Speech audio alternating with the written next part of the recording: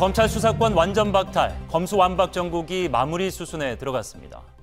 박병석 국회의장이 낸 중재안, 검찰의 수사권을 일부만 남기는 방안을 여야 모두 수용하며 다음 주 국회 통과를 예고했습니다. 첫 소식 정철호 기자입니다.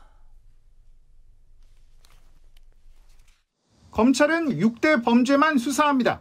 공직자 관련과 선거, 방위사업, 대형 참사, 부패, 경제 등입니다. 박병석 의장은 이 가운데 부패와 경제만 검찰에 남기고 나머지는 삭제하는 중재안을 냈습니다. 검찰에 송치된 사건을 보완해서 수사는 해도 별도 혐의를 적용하는 별건 수사는 금지하는 내용도 담았습니다.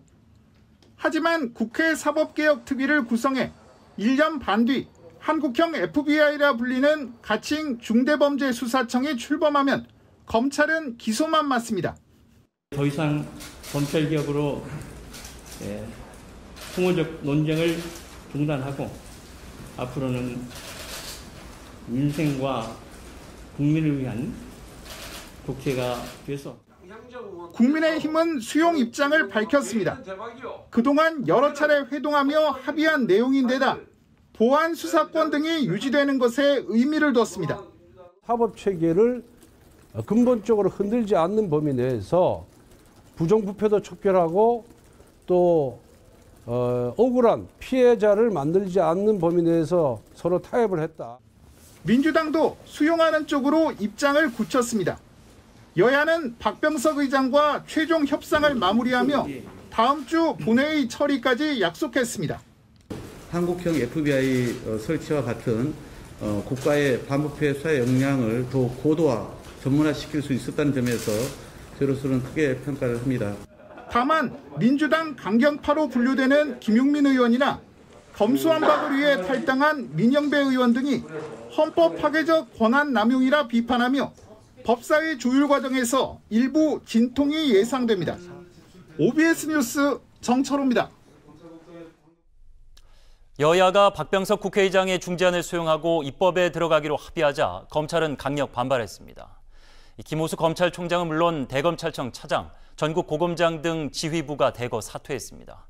이어서 조유송 기자입니다. 여야가 박병석 국회의장의 중재안을 수용하자 김호수 검찰총장은 즉각 사직서를 냈습니다. 대변인실을 통해 모든 상황에 책임을 지고 사직서를 제출하겠다고 말했습니다. 만약에 이러한 입법이 도입된다면 당연히 책임지고 직에 연연해서는 안 된다라는 생각 갖고 있고요. 박성진 대검차장과 이성윤 서울고검장, 김관정 수원고검장 등 전국 고검장 6명도 동반 사의를 표명했습니다. 대검은 여야의 중재안 수용에 대해 별도 입장문을 내고 강력 반발했습니다. 기존 검수완박 법안의 시행 시기만 유예하는 것에 불과하고 제대로 논의하지 못한 채 목표 시한을 정해 추진되는 심각한 절차상 문제가 있다고 지적했습니다. 그러면서 마지막까지 법안의 부당성과 문제점을 알리고 국회와 국민을 설득하기 위해 최선을 다하겠다고 밝혔습니다. 검찰 내부망엔 검찰의 우려가 전혀 반영되지 않은 제3의 검수완박 법안이라며 동의할 수 없다는 댓글이 달리기도 했습니다. 검찰 수사권 폐지 법안이 논란 끝에 국회 통과를 앞두게 되면서 검찰 내부는 뒤숭숭한 분위기입니다. 특히 검찰 고위 간부들이 총사퇴하면서 사상 초유의 지휘부 공백 사태도 피할 수 없게 됐습니다.